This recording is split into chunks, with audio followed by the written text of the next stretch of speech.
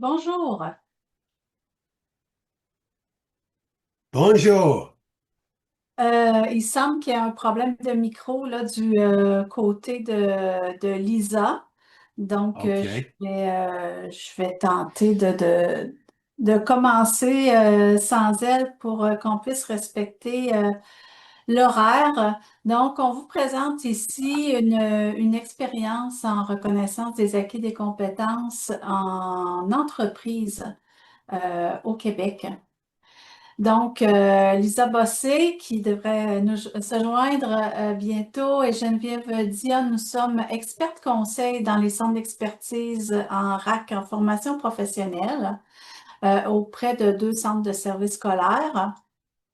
Qu'est-ce que les centres d'expertise en reconnaissance des acquis et des compétences? En fait, c'est des centres de services scolaires qui ont eu des organismes scolaires, qui ont eu le mandat du ministère de l'Éducation depuis 2014 afin d'agir pour l'accroissement de l'offre de services en RAC, de soutenir l'harmonisation des pratiques entre les organisations. On parle d'organisations scolaires, mais différentes sortes d'organisations aussi.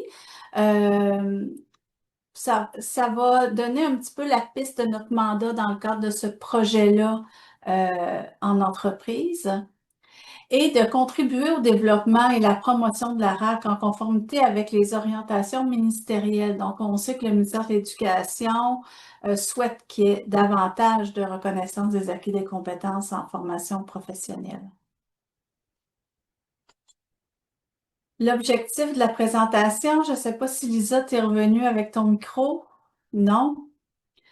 Donc, l'objectif de la présentation aujourd'hui, ben, en fait, c'est de vous présenter un projet novateur de reconnaissance des acquis et des compétences en entreprise réalisé dans le secteur de la transformation du bois. Donc, ce projet a été le fruit d'une collaboration entre le secteur public et le secteur privé.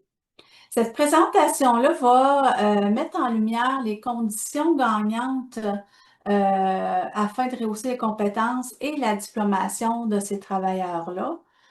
De plus, ben, vous allez découvrir, ça va être quoi les retombées pour les personnes travailleuses, mais aussi pour les entreprises. Quel était le projet du départ? Donc, on sait qu'avec la hausse des tarifs douaniers aux États-Unis, ça a créé un contexte d'insécurité au niveau de l'industrie du bois d'œuvre. Il y a eu des arrêts de production, il y a eu beaucoup moins de commandes parce que les entreprises américaines commandaient moins le bois qui était beaucoup plus cher. Il y a même des usines quelques usines qui ont fermé. Donc, dans ce contexte-là, les comités sectoriels de main-d'œuvre se sont souciés de qu'est-ce qu'on va faire, qu'est-ce qu'on peut faire pour cette industrie-là qui va pas super bien en ce moment. Donc, ils ont proposé aux entreprises et aux travailleurs un projet de RAC en formation professionnelle dans un objectif de reconnaître les compétences qu'ils avaient acquises au regard de leur travail, mais également de rehausser leurs compétences durant des périodes de production moins fortes, voire d'arrêt de production. À ce moment-là, ben, qu'est-ce qui s'est passé? Ben, les organismes scolaires, puisque c'est eux qui font la reconnaissance des acquis, ont offert la reconnaissance, la démarche de RAC, ainsi que la diffusion des différentes formations d'acquisition de compétences pour arriver à la diplomation. Je vous ai parlé des comités sectoriels de main-d'œuvre. Ben, pour les personnes qui sont pas du Québec, on vous nomme ici qui ils sont. Donc, c'est des organismes qui sont autonomes, reconnus par la Commission des partenaires du marché du travail. Ils regroupent principalement des représentants des employeurs, de la main-d'œuvre et de leur secteur d'activité. Donc, il y a un comité sectoriel de main-d'œuvre pour l'industrie du bois au Québec. les membres des comités sectoriels de main-d'œuvre vont se mobiliser puis se concerter aussi afin de mettre en place des solutions adaptées aux besoins communs de la main-d'œuvre. Ici, le besoin, ben, c'était ben, qui ne quittent pas le domaine, qui ne quittent pas leur emploi, qu'est-ce qu'on peut faire pour les valoriser. Ils évitent ainsi aux entreprises des investissements qui sont très coûteux, puis en fait, qui pourraient être des solutions individuelles. Donc là, on a une démarche qui est collective ici pour répondre à des besoins qui ne sont pas considérés ou pris en charge en silo. Les acteurs de ce projet-là, ben, les comités sectoriels de main-d'œuvre, en fait, dépendent du ministère de l'Emploi et de la Solidarité sociale. Eux, ils vont s'occuper dans ce type de projet-là de tout ce qui touche les entreprises et les travailleurs. Le ministère de l'Éducation, lui, va financer la démarche de reconnaissance des acquis à travers les organismes scolaires. Donc ici, dans le projet, il y a ben, jusqu'à présent 20 entreprises qui ont participé à ce projet-là. À ce jour, il y a 250 personnes qui ont été diplômées du diplôme d'études professionnelles en opération d'équipement de production. Et il y a eu 10 organismes scolaires qui ont offert le service de reconnaissance des acquis et des compétences. À travers notre démarche, des étapes de notre démarche de reconnaissance des acquis ici, on vous présente sommairement le financement du ministère de l'Éducation se passe à quel moment. Donc, il va se passer au niveau de l'entrevue de validation, le moment où il y aura un entretien pour savoir quelles compétences peuvent être reconnues, quelles compétences doivent être acquises pour l'obtention du diplôme. Ici, en RACFP, on a une approche qui est vraiment une approche par compétence. Le ministère de l'Éducation va financer également les évaluations. Pourquoi le ministère de l'Emploi ici intervient comme porteur? Ben, pour financer la formation qui se donne à des travailleurs, considérant qu'on est dans un projet de reconnaissance des acquis en entreprise. Les conditions gagnantes pour des Je suis projets. revenue, Geneviève. Ah, super. Donc, les conditions gagnantes pour un projet de RAC en entreprise, prochaine diapo, on va y aller assez rondement. Donc, débuter par un projet pilote. Ce projet-là a débuté en 2023-2024, donc on est dans la 3e année de son déploiement, donc c'est à l'échelle provinciale. Pourquoi un projet pilote? Ben, pour concerter les intervenants en RAC, rechercher des solutions aux défis rencontrés, aux enjeux, partage de pratiques entre les spécialistes de contenu pour l'évaluation et pour mettre en place des bases solides là, avant d'aller faire du démarchage auprès de d'autres entreprises pour ce projet de RAC. Là. Et éventuellement, fort probablement que le projet va se poursuivre pour la prochaine année scolaire. Prochaine diapo. Donc, une autre condition gagnante, c'est de prioriser la concertation des partenaires et identifier les rôles et les attentes de chacun.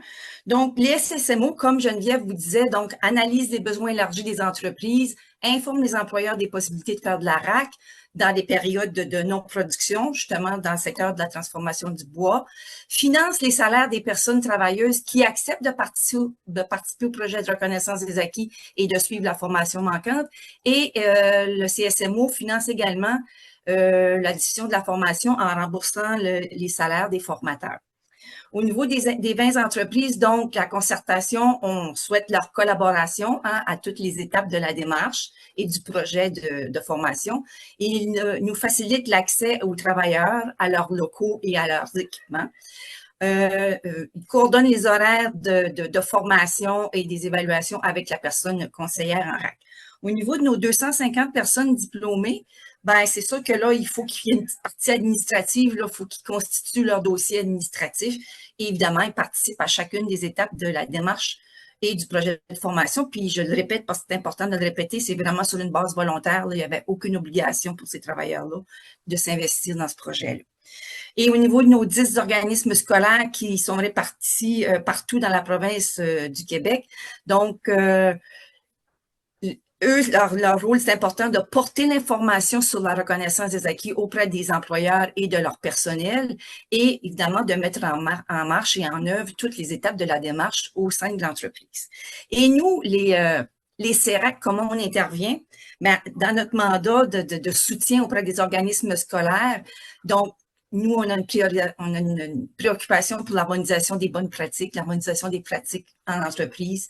On voulait aussi soutenir les intervenants pour qu'ils puissent partager des outils, des ressources. On est comme un point pivot pour référer les CSMO vers les bonnes personnes conseillères en RAC selon le projet, selon la région et selon le lieu de l'entreprise. Puis on organise des rencontres de concertation avec l'ensemble de ces partenaires-là, le CSMO, les organismes scolaires, pour assurer un bon déploiement de ce projet de RAC-là en entreprise.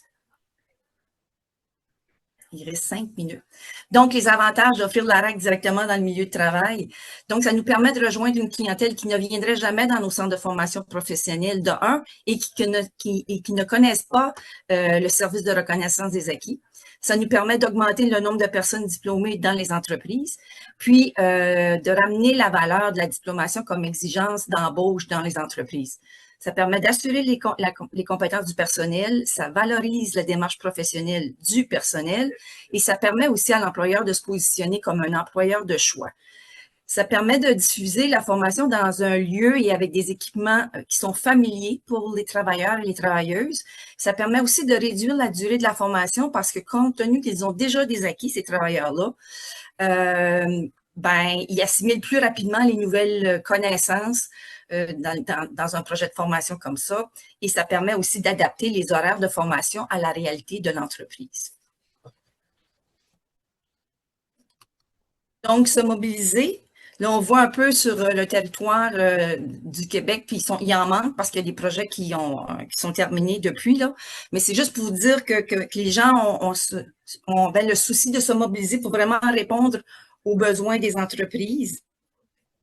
Il y a des organismes scolaires qui se sont même déplacés dans d'autres régions pour pouvoir répondre à ces besoins-là auprès de certaines entreprises.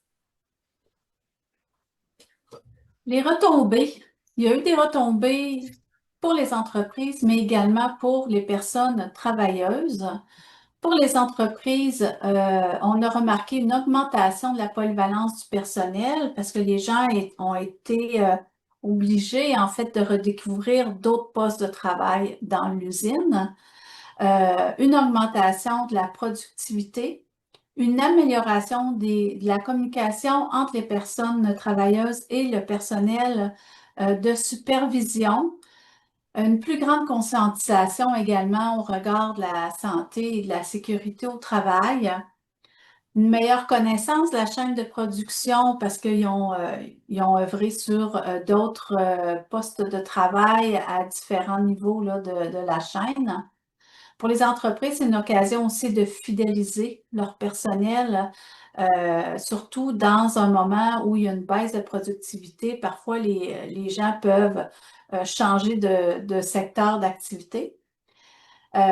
Et les entreprises, ils ont aussi la reconnaissance des personnes envers l'entreprise. Donc, les personnes qui ont pu participer à ce projet-là sont reconnaissantes que l'employeur leur ait permis de faire ça. Pour les 250 personnes qui ont reçu leur diplôme, c'est d'avoir un diplôme reconnu, donc reconnu par le ministère de l'Éducation. Pour 71% d'entre elles, c'est quand même l'obtention d'un premier diplôme. Donc, ça, c'est vraiment remarquable. Améliorer l'amélioration du sentiment d'efficacité personnelle, le sentiment de fierté lié au monde scolaire et professionnel. On sait que ces gens-là, si c'est leur premier diplôme puis qu'ils ont travaillé en usine, on peut penser qu'il y avait une histoire scolaire qui n'était pas linéaire et c'était peut-être pas le grand amour non plus. Donc, une réconciliation aussi avec l'apprentissage. Un renforcement également de l'identité professionnelle. On a remarqué également une amélioration du climat de travail dû aux meilleures communications ainsi qu'à à la baisse des problèmes de production. Le projet a également permis là, un maintien en emploi et ben, ces travailleurs-là se sentent reconnus également par l'entreprise pour leur participation à ce projet-là. C'est important ici, on a parlé de fierté, c'est important ici de célébrer la réussite. Donc, il y a eu des remises de diplômes à la suite des projets dans chacune des entreprises qui sont privées. Donc, hein, on a parlé de partenariat entre le privé et le public. Ça a été vraiment important pour les personnes participantes, mais également pour les entreprises.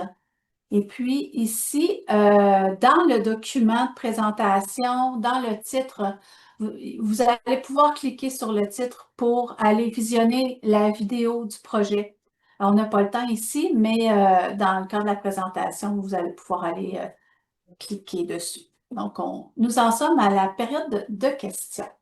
Je voudrais juste faire un petit ajout d'information à l'effet qu'il y aura un projet de recherche universitaire qui va se faire en lien avec ce projet structurant-là au niveau des retombées pour les employeurs, pour les travailleurs.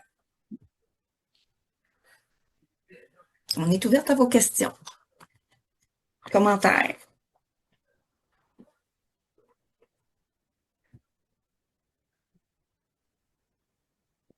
Félicitations. Merci Mireille. Mireille.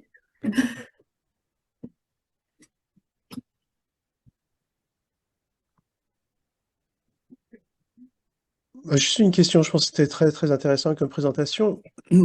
Quelle était la part de la formation par rapport à la reconnaissance? Comment ça s'articulait? Parce que j'ai entendu parler de beaucoup de formation. Et donc, ce qu'on dit souvent par rapport à RPL, Recognition of Prior Learning, c'est souvent Recognition Prior to Learning. C'est-à-dire on reconnaît les gens pour qu'ils puissent suivre ensuite des cours qui vont les amener. Donc, est-ce que c'était plutôt du Recognition Prior to Learning ou c'était vraiment Recognition of Prior Learning? En fait, je vais utiliser mon jargon à moi, là. Donc, dans un premier temps, c'était une démarche de reconnaissance des acquis des compétences. Les compétences qui étaient jugées maîtrisées, ben, ils ont été évaluées.